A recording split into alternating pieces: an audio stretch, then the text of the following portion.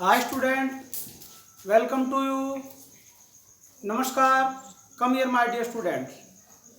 Today मैं आपके लिए टॉपिक लाया हूँ सिंपल पास्ट टेंस।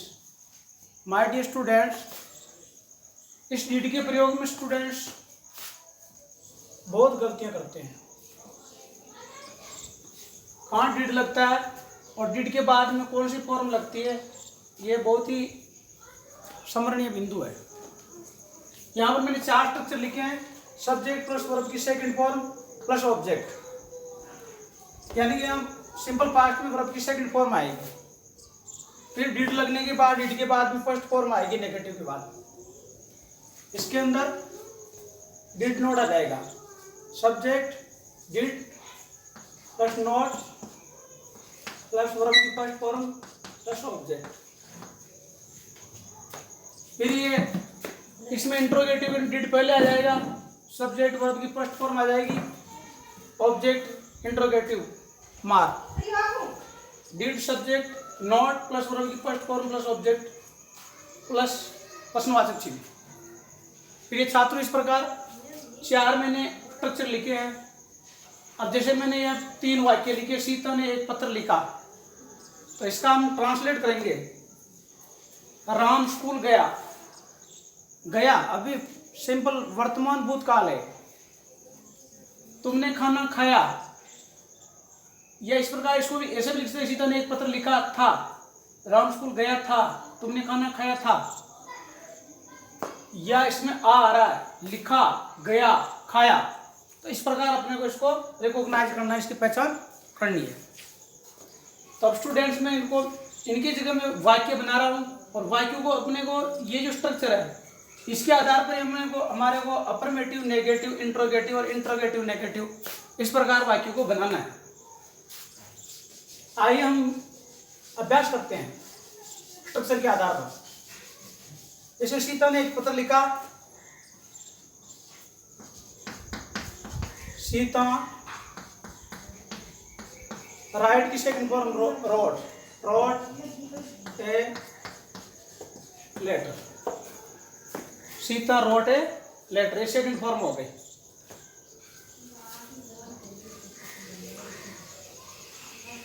अब इसको इस प्रकार टेंस में डाल सकते हैं अपन कि सब्जेक्ट प्लस वर्ब की सेकंड फॉर्म प्लस ऑब्जेक्ट। देखो बच्चों, इसको सब्जेक्ट की जगह सीता आ गया, वर्ब की सेकंड फॉर्म रोट आ गया, और ऑब्जेक्ट की जगह ए लेटर आ गया। इस प्रकार आप इसको अच्छी तरह से समझ सकते हो।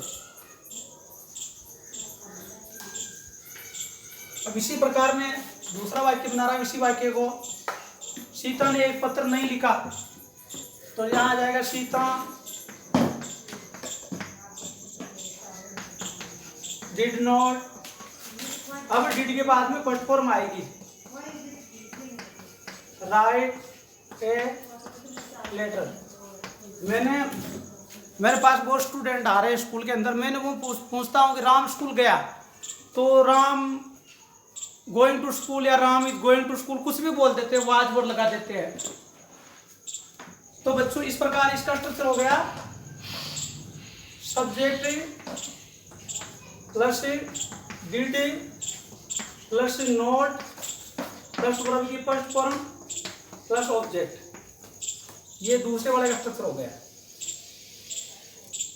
स्ट्रक्चर के आधार पर फिट किया मैंने। इसी प्रकार क्या सीता ने एक पत्र लिखा, डिड आएगा पहले। डिड सीता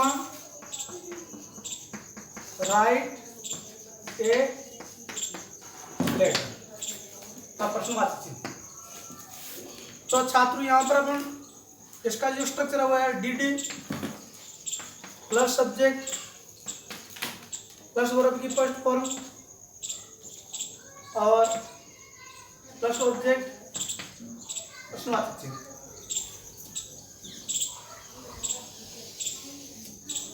इसी प्रकार चौथा बनाएंगे, क्या सीता ने एक पत्र नहीं लिखा, तो हो जाएगा did Sita not write a letter, इसका बन जाएगा did subject plus not plus verb की first form plus object plus personality. तो प्रिय छात्रों, इस प्रकार आपके सामने मैंने 4 स्ट्रक्चर लिखे। एक ही वाक्य को affirmative, negative, interrogative, negative 4 structure लिखे मैंने। सब्जेक्ट प्लस वर्ब की second form plus object, subject plus did plus not plus verb की फर्स्ट फॉर्म प्लस ऑब्जेक्ट, और interrogative did plus subject plus verb की first form object plus interrogative mark, और इसी के आधार पर वाक्य बनाया है। और इसी प्रकार चौथा affirmative negative, did Sita not write a letter, और ये डिड सब्जेक्ट नॉट वर्ब की first form object. My dear student, इस प्रकार हमें वाक्य बना के अभ्यास करना है। अब इसका हम एक्टिव से पैसिव भी बना सकते हैं। आइए हम एक्टिव से पैसिव कैसे बनाते हैं। एक्टिव से पैसिव बनने के लिए उसमें क्रिया होनी चाहिए, काम होना चाहिए।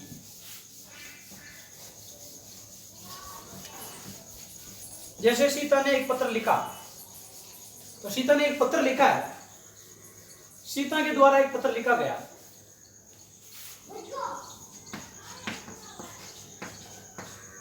सीता ने एक पत्र लिखा। अब इसका इंग्लिश बनाओ, सबसे पहले तो एक्टिव बनाओ। सीता रोट ए लेटर, ये स्ट्रक्चर आ जाएगा इसका। अब इसके 3 टुकड़े कर लो, सब्जेक्ट और ये वर्ब और ये ऑब्जेक्ट। अब सबसे पहला काम करना, हमने 3 टुकड़ों में विभाजित कर लिया सेंटेंस। अब इस ऑब्जेक्ट को यहां से उठा के यहां लिया इधर, तो ये ए छोटा कैपिटल है, स्मॉल लेटर है, इसको कैपिटल लेटर कर दो। यहां तक का प्रोसेस बिल्कुल सरल है। A letter. अब बच्चों ये सिंपल पास्ट है, इसलिए ये पास्ट कंटिन्यूस की वाज वर्ब वाली फॉर्म लगेगी इसमें। ए लेटर सिंगुलर है, ए लेटर ही सिंगुलर है, इसलिए इसमें ए लेटर वाज लगेगा, ए लेटर वाज। अब इसमें थर्ड फॉर्म आ जाएगी। हमेशा एक्टिव से पैसिव बनाते हैं तो पैसिव में थर्ड फॉर्म ही आएगी। इस बात को हमें याद रखना है कि एक्टिव से पैसिव बनाते समय वर्ब की थर्ड फॉर्म आती है। एक्टिव से पैसिव बनता है तो पैसिव में थर्ड फॉर्म आती है, इसलिए रोट की राइट रोट और रिटन हो जाएगा। A letter was written by Sita. तो बच्चों इस प्रकार सीता के द्वारा एक पत्र लिखा गया, इसका एक सूत्र बना ले, फॉर्मूला है इसका, उस फॉर्मूले को हम याद कर लेते हैं। तो सबसे पहले है उसका पैसिव का फॉर्मूला है subject plus was verb plus subject के बाद में आ गया वाज वर्ब प्लस वर्ब की थर्ड फॉर्म, और फिर आ जाएगा बाय, फिर एजेंट।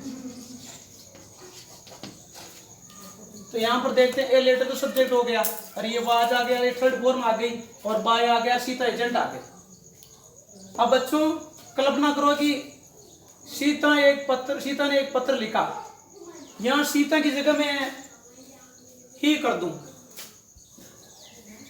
या वी कर दूं, वी रोट ए लेटर, तो बताओ इसमें क्या चेंज होगा। वी सब्जेक्टिव है, इसलिए वी की जगह अश हो जाएगा हमारे द्वारा, सब्जेक्टिव का ऑब्जेक्टिव हो गया जाएगा नाउन में, ये प्रोनाउन चेंज हो जाएगा। संज्ञा के बदले काम आने वाले शब्दों को सर्वनाम कहते हैं। संज्ञा को अंग्रेजी में नाउन और प्रोनाउन, तो वी प्रोनाउन है, वी का अश हो गया।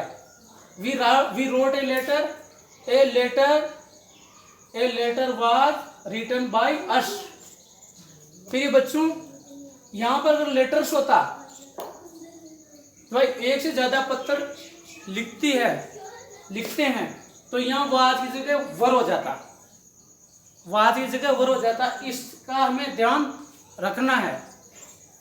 तो आपको ये सूत्र याद रखना है। इससे पहले मैंने आपको कंटिन्यूस, प्रेजेंट कंटिन्यूस और पास्ट कंटिन्यूस में एक्टिव से पैसिव कैसे बनाते हैं, उसमें बीइंग का प्रयोग होता है, वो मैंने आपको बता दिया है।